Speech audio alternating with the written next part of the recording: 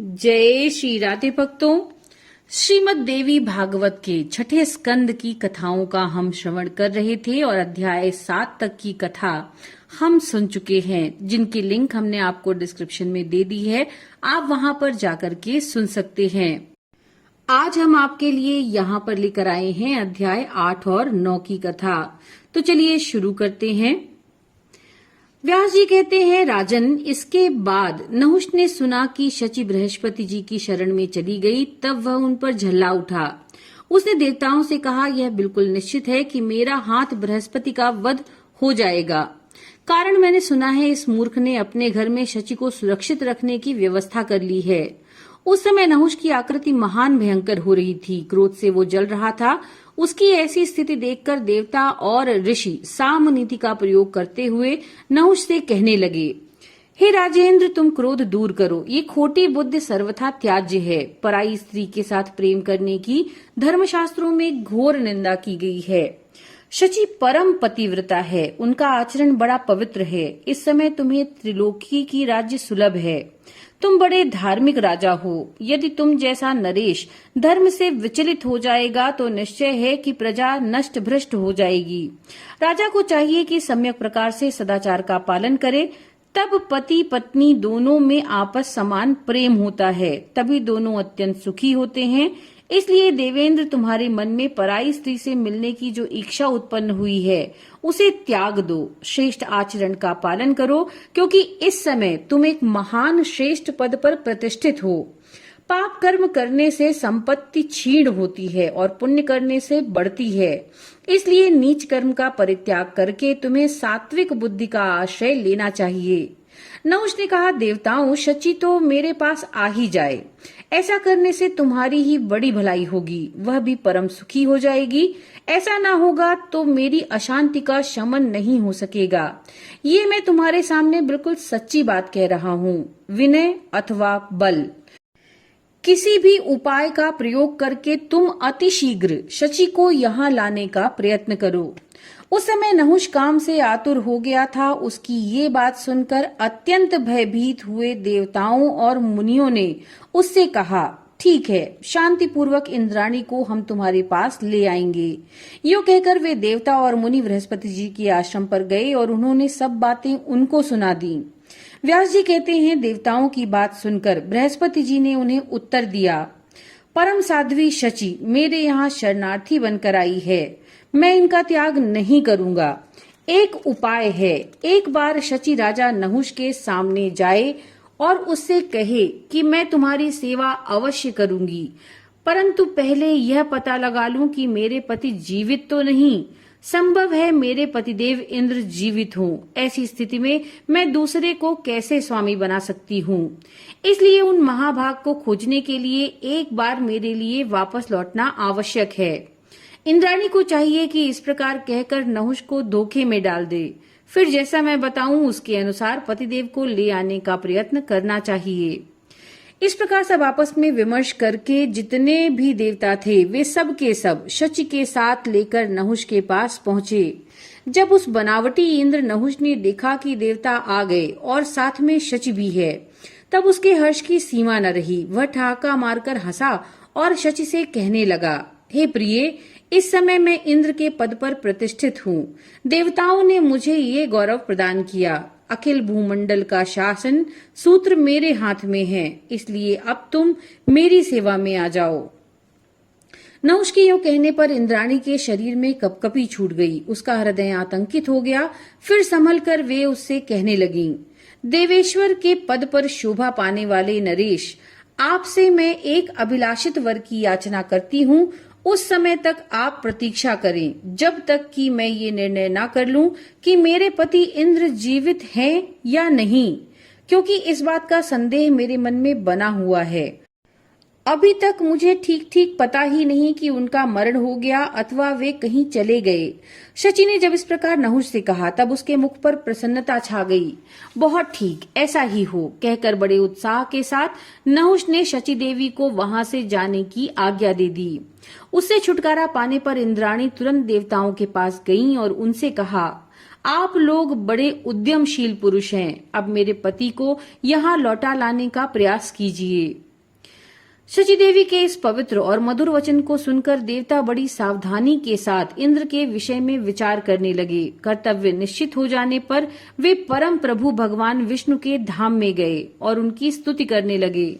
आदिदेव भगवान विष्णु अखिल जगत के स्वामी हैं। शरण में आए हुए व्यक्ति पर कृपा करना उनका स्वभाव है। अपनी वाणी व्यक्त करने में परम कुशल देवताओं ने अत्यंत उदास होकर उनसे ये वचन कहा। हे भगवान, देवराज इंद्र ब्रह्म हत्या के दुख से अत्यंत दुखी होकर कहीं अन्यत्र कालक्षेप कर रहे हैं। हम पर घोर संकट आ पड़ा। इससे आप हमारी रक्षा करें और साथ ही इंद्र ब्रह्म हत्या से मुक्त हो जाएं। इसका उपाय भी बतलाने की आप कृपा करें। देवताओं की ये करुण प्रार्थना सुनकर भगवान विष्णु ने उनसे कहा, देवताओं, इस अवसर पर ब्रह्म हत्या के पाप से मुक्त होने के लिए इंद्र को अश्वमेध यज्ञ करना चाहिए। ये परम पावन यज्ञ के प्रभाव से संपूर्ण कलमश धुल जाने पर वे फिर तुम्हारे इंद्र बन जाएंगे। फिर किसी प्रकार का कोई भय न रह सकेगा। ये अश्वमेध यज्ञ भगवती जगदम्बा को संतुष्ट करने के लिए एक अचूक साधन है। यह निश्चय है कि इस यज्ञ से संतुष्ट होकर भगवती जगदम्बा ब्रह्म हत्या प्रभृति सारे पापों को नष्ट कर देंगी और इंद्राणी भी नियम पूर्वक भगवती जगदम्बा की आराधना में लग जाएं।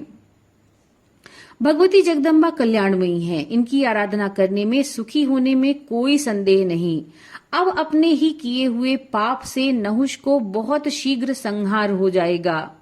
इंद्र भी अश्वमेध यज्ञ के प्रभाव से पुण्यात्मा बनकर अपनी संपत्ति प्राप्त कर लेंगे। उन्हें अपना सर्वोत्तम आसन पुनः सुलभ होगा। अमित तेजस्वी भगवान विष्णु की ये पवित्र वाणी सुनते ही बृहस्पति जी को अपना अगुआ बनाकर वे उस अविगत स्थान पर चले गए जहां इंद्र कालक्षेप कर रहे थे।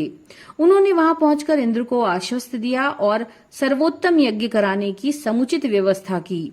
उस यज्ञ के संपन्न हो जाने पर भगवान श्रीहरि पधारे और उनके द्वारा ब्रह्म हत्या को विभाजित करके वृक्षों, नदियों, पर्वतों और स्त्रियों पर फेंक दिया। यो ब्रह्म हत्या से मुक्त होकर इंद्र पुनः शुद्ध हो गए।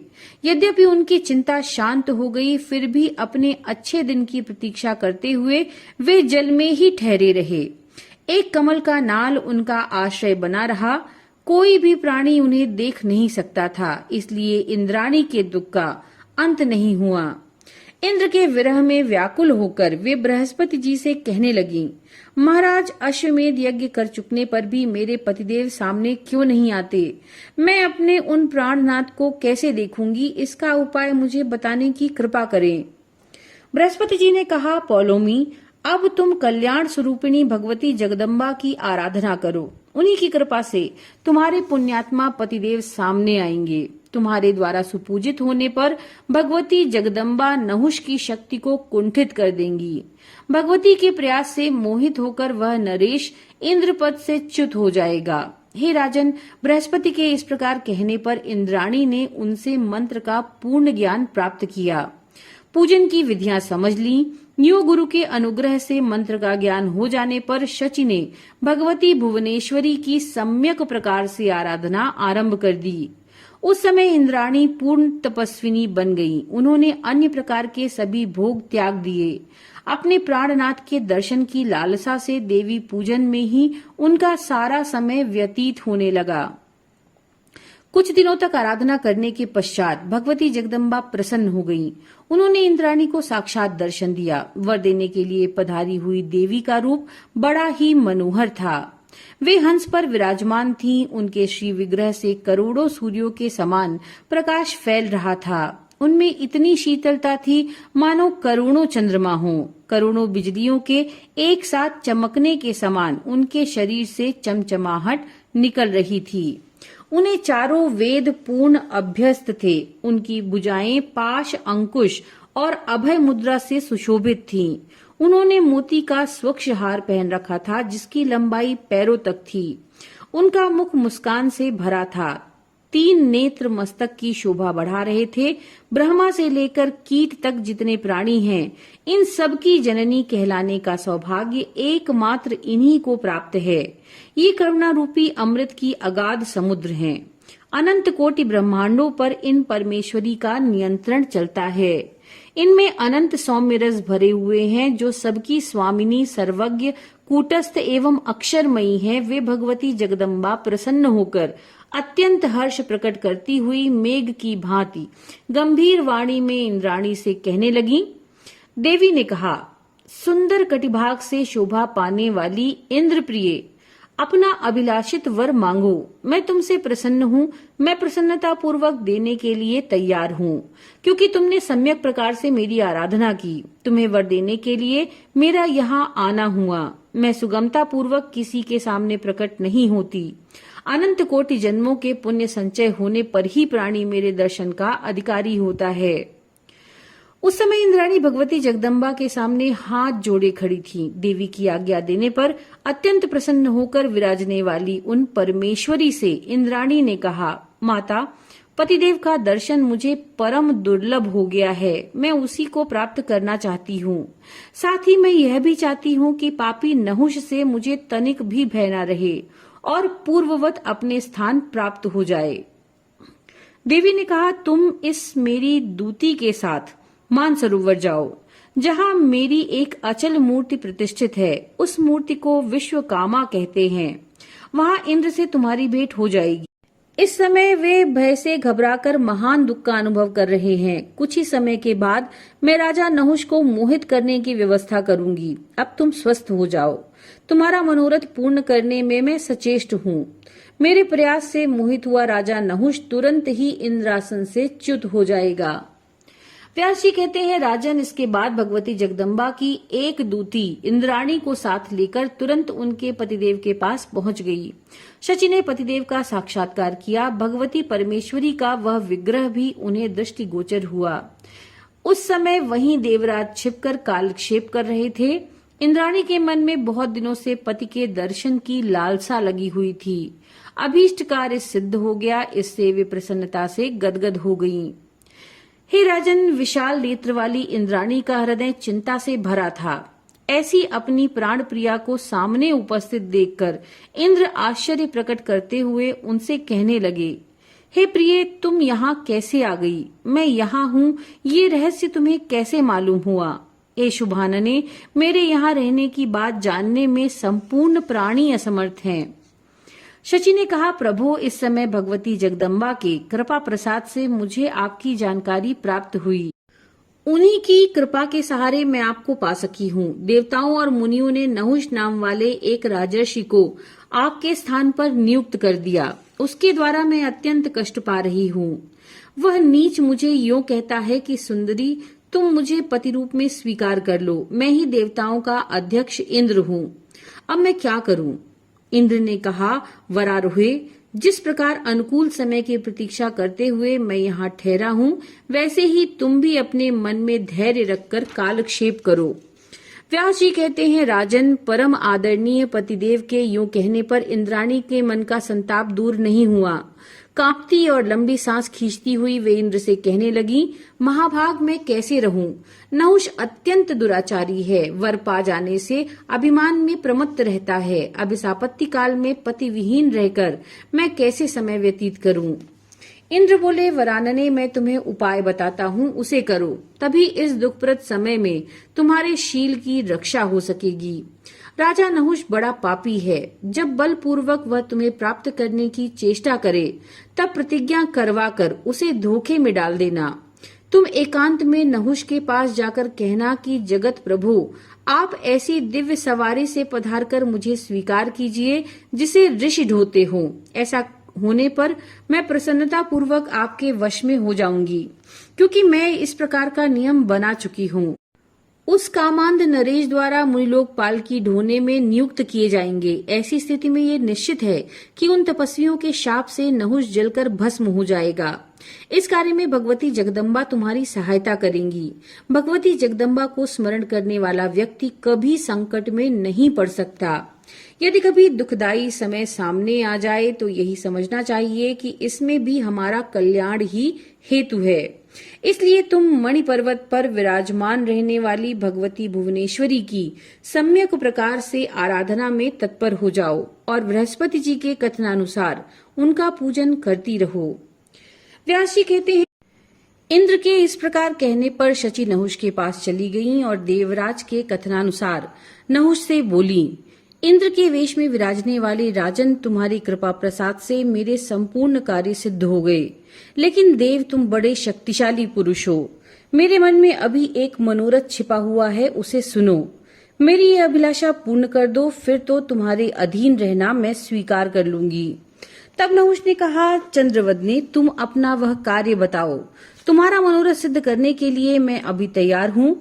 तुम मुझे बता भर दो, मैं परम दुर्लभ वस्तु भी तुम्हारे लिए सुलभ कर दूंगा। शची ने कहा, राजेंद्र, मैं कैसे कहूँ, क्योंकि तुम्हारे प्रति मेरा मन अभी पूरा विश्वासी नहीं हुआ। तुम प्रतिज्ञा करके सत्य के बंधन में बंध जाओ, तभी मैं अपना अभिप्राय व्यक्त करूंगी। यदि तुम्हारे द्वारा मेरी साध पूर्ण हो गई तो मैं सदा के लिए तुम्हारी दासी बन जाऊंगी। नहुष बोले, सुंदरी, मैं तुम्हारे वचन का पालन अवश्य करूंगा, इसमें कोई संशय नहीं। यदि मैं तुम्हारी बातों का अनादर करूं तो आज तक यज्ञ और दान के फल स्वरूप मेरा जो संचित पुण्य है वह सब नष्ट हो जाए। शची ने कहा, हाथी, घोड़े और रथ इंद्र की सवारी में काम आते हैं। विष्णु के गरुड़, यमराज के महिष, शंकर के वृषभ और ब्रह्मा जी के हंस वाहन हैं। कार्तिकेय मोर पर और गणेश जी चूहे पर चढ़कर यात्रा करते हैं। मैं चाहती हूँ कि तुम्हारा वाहन इन सब वाहनों से विलक्षण हो। तुम्हारा वाहन वह होना चाहिए जो आज तक विष्णु, रुद्र और असुरों और राक्षसों के लिए अलभ्य रहा हो। मैं चाहती हूँ कि अपने व्रत में अटल रहने वाले प्रधान प्रधान मुनिगण तुम्हारी पालकी ढोवें। ये सभी मुनि सवारी में जोड़ दिए जाएं। बस यही मेरा मनोरथ है, क्योंकि मेरी समझ से तुम्हारी प्रभुता संपूर्ण देवताओं से बढ़ चढ़कर है। ऐसा करने से तुम्हारा तेज निखर उठेगा। व्यास जी कहते हैं, राजन, शची देवी के उक्त बातों को सुनकर वह प्रचंड मूर्ख नहुष हंस पड़ा। कारण महामाया के प्रभाव से उसकी बुद्धि मारी जा चुकी थी। उसने तुरंत इंद्राणी की प्रशंसा करते हुए कहा, नहुष ने कहा, सुंदरी, तुमने बहुत ठीक कहा। मुझे भी यही सवारी पसंद है। मैं सम्यक प्रकार से तुम्हारी कथन का पालन करूंगा। जिसमें थोड़ा पराक्रम हो वह भले ही मुनियों को सवारी ढोने में काम में न लगा सके, किंतु मैं तो ऐसा नहीं हूँ। अतः मैं इसी सवारी पर चढ़कर तुम्हारे पास आऊंगा। मुझ में तपस्या का अपार बल है। मैं त्रिलोकी भर में सबसे अधिक सामर्थ्य रखता हूँ। मेरे विषय की ये जानकारी प्राप्त हो जाने पर संपूर्ण देवता तथा सप्तऋषिगण मेरी प्रशंसा करेंगे। व्यास जी कहते हैं, राजन, इस प्रकार वार्तालाप करने के पश्चात उस परम संतुष्ट नहुष ने शची को अपने स्थान पर जाने की आज्ञा दे दी। वह कामांध हो रहा था। उसने समस्त मुनियों को बुलाकर उनके सामने अपनी बात रख दी। नहुष ने कहा, विप्रों, अब इंद्र कहलाने का सौभाग्य मुझे प्राप्त है। मेरे पास सारी शक्तियां हैं। इस अवसर पर आप लोग प्रसन्नता पूर्वक मेरे कार्य साधन में तत्पर हो जाएं। इंद्र का आसन मुझे मिल चुका है, परंतु इंद्राणी अभी मेरे पास नहीं आ सकी।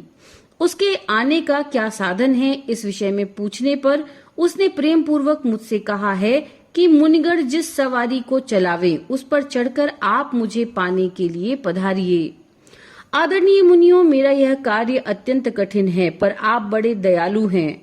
मेरा ये कार्य सम्यक प्रकार से सिद्ध हो, आप वही करें।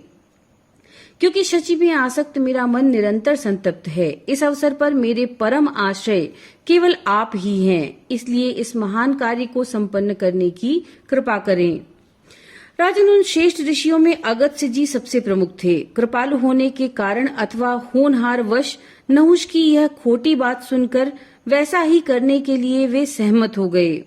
जब उन तत्वदर्शी मुनियों ने शची में आसक्त हुए उस नरेश की बात स्वीकार कर ली, तब तो उसके हर्ष की सीमा नहीं रही। वह तुरंत एक परम मनोहर पालकी पर बैठा और दिव्य मुनियों को उसे ढोने के लिए नियुक्त करके सर्प सर्प अर्थात चलो चलो यूं कहने लगा। उस समय कामातुर हो जाने से नहुष की बुद्धि मारी जा चुकी थी। उसने अगस्त्य जी के मस्तक पर अपने पैर से मार दिया। लोपामुद्रा के प्राणपति अगस्त्य जी परम श्रेष्ठ तपस्वी माने जाते हैं। वातापी नामक राक्षस उनका भक्ष्य बन चुका है। एक बार वे समुद्र को भी पी गए। पापी नहुष ने ऐसे सुयोग्य अगस्त्य जी पर कोड़े से भी चोट पहुंचाई। इंद्राणी के चिंतन में अत्यंत व्याकुल उस नरेश के मुख से मुनियों के प्रति चलो चलो यही शब्द बारंबार निकल रहे थे। फिर तो अगस्त्य जी ने कुपित होकर नहुष को शाप दे दिया। कहा, अरे नीच, तू वन में भयंकर शरीर वाला एक महान सर्प बन जा। इस सर्प योनि में अनेक हजारों वर्षों तक तुझे अपार कष्ट भोगने पड़ेंगे। तू शक्ति संपन्न होकर वन में विचरेगा। धर्म के अंश से युधिष्ठिर नामक एक पुण्यात्मा पुरुष प्रकट होंगे, उनसे तेरी भेंट होगी। तब उनके मुख से प्रश्नों के उत्तर सुन लेने के पश्चात तू मुक्त हो जाएगा। व्यास जी कहते हैं, इस प्रकार मुनिवर अगस्त्य जी के शाप देने पर राजर्षि नहुष ने उनकी स्तुति की। तुरंत ही उसकी आकृति सर्प के समान बन गई। वह स्वर्ग से गिर पड़ा। इसके बाद बृहस्पति जी ने बड़ी शीघ्रता के साथ मानसरोवर पर गए और उन्होंने वहां के सब समाचार विस्तार पूर्वक इंद्र को सुना दिया। नहुष स्वर्ग से गिर गया इत्यादि बातें सुनकर देवराज के मन में प्रसन्नता छा गई। नहुष अब धरातल पर चला गया। ये देखकर सभी देवता भी मुनियों सहित उस मानसरोवर पर इंद्र के पास गए और देवराज को आश्वासन देकर उन्होंने इंद्र को स्वर्ग में आने की व्यवस्था की। उनके द्वारा बड़े सम्मान के साथ इंद्र स्वर्ग में लौट आए। इसके बाद देवताओं और मुनियों ने उन्हें आसन पर विराजित कर मंगल अभिषेक किया। इंद्र भी अब अपने आसन के अधिकारी बनकर शची के साथ स्वर्ग में विराजने लगे। व्यास जी कहते हैं, राजन, इस प्रकार इंद्र को अत्यंत भयंकर कष्ट सहने पड़े। भगवती जगदम्बा के कृपा प्रसाद से इंद्र पुनः अपने स्थान पर प्रतिष्ठित हुए। वृत्तासुर के वध से संबंध रखने वाली ये सारी कथाएं मैं तुम्हें सुना चुका। तुमने जिस विषय में प्रश्न किया, यह कथा बड़ी ही विलक्षण है। जो जैसा कर्म करता है उसके सामने वैसे ही फल आते हैं, क्योंकि अपने किए हुए शुभ अथवा अशुभ कर्म का फल भोगना प्राणियों के लिए अनिवार्य है। इसे कोई टाल नहीं सकता। तो भक्तों, ये थी अध्याय 8 और 9 की कथा 6वें स्कंद से श्रीमद् देवी भागवत से। नमो नारायण।